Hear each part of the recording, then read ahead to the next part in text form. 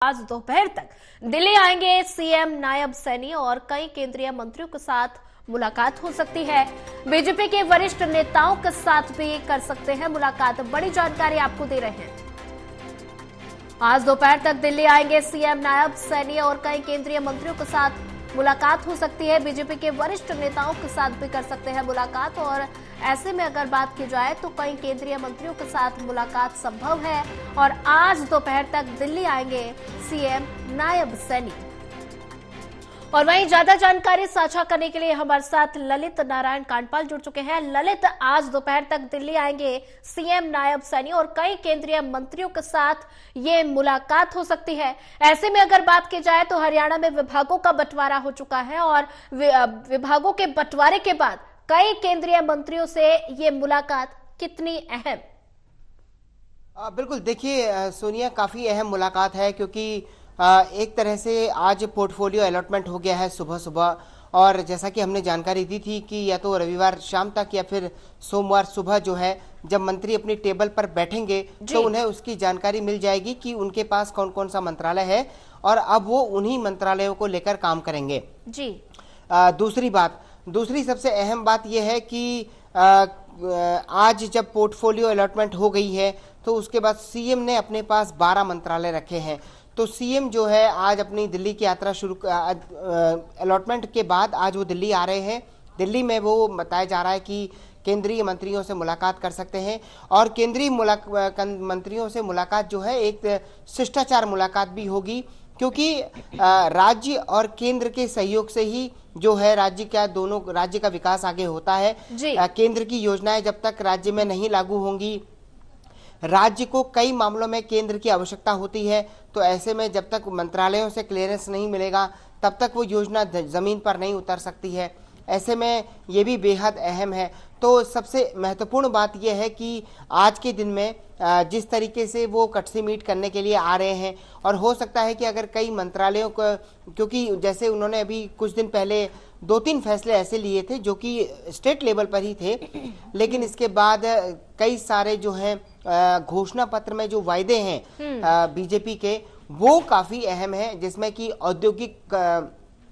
औद्योगिक क्लस्टर बनाने की बात कही है भारतीय जनता पार्टी ने खरखौदा की तर्ज पर। तो ऐसे में अगर उसको औद्योगिक क्लस्टर बनाने हैं तो उन क्लस्टर का जो मंजूरी है वो क्लस्टर की मंजूरी जो है उसको केंद्र सरकार से ही मिलनी है। अब ऐसे में जो है सबसे अहम बात ये हो जाती है कि जब तक राज्य और केंद्र का समन्वय बेहतर नहीं होगा तब तक जो है एक तरह से काम आगे नहीं बढ़ सकता।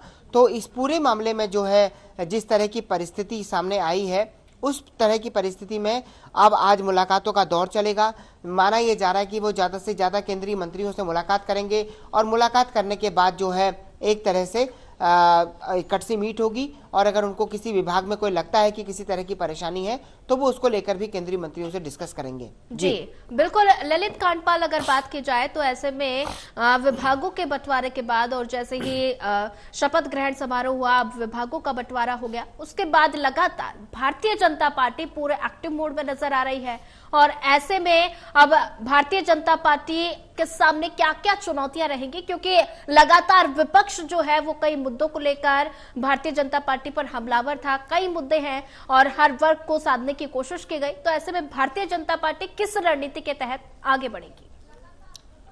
देखिए सोनिया, अब जबकि मंत्रालयों का अलॉटमेंट हो गया है तो फिर यहाँ पर पार्टी का सवाल नहीं है, ये एक सरकार का मैटर है जी। अब हरियाणा सरकार की रणनीति क्या होगी? हरियाणा सरकार की रणनीति ये होगी कि जिस विश्वास के साथ हरियाणा की जनता ने उनको जो है अपना मैंडेट दिया है, बेहतरीन सीटें दी हैं, एक अच्छी पावर दी है विधानसभा में, वो उन वादों को पूरा करें। तो सरकार के सामने कई सारे लक्ष्य हैं। सबसे अहम है महिलाओं को 2100 रुपए देने का, वो एक उसके लिए बजट की व्यवस्था करनी है। इसके अलावा 2 लाख युवाओं को नौकरी देनी है, तो 2 लाख युवाओं को नौकरी देने के लिए स्कोप बनाने का।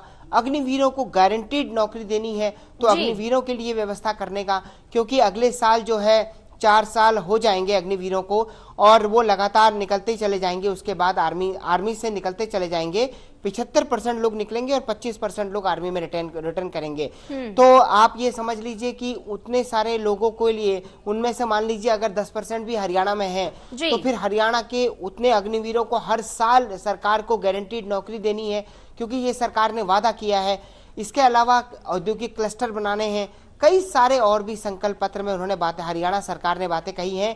अपने घोषणा पत्र को पूरा करना है, ये सरकार के सामने मैंडेट है। और तभी अगर वो मैंडेट को, अगर वो घोषणा पत्र को, संकल्प पत्र में कई बातों को पूरा करेगी, तभी उसके सामने अगली बार ये कहने लायक स्थिति होगी कि उसने जो है जनता की उम्मीदों पर वायदा, जनता से जो वायदा किया था वो वायदा पूरा किया है। जी बिल्कुल। ललित कांडपाल, ज्यादा जानकारी साझा करने के लिए आपका धन्यवाद।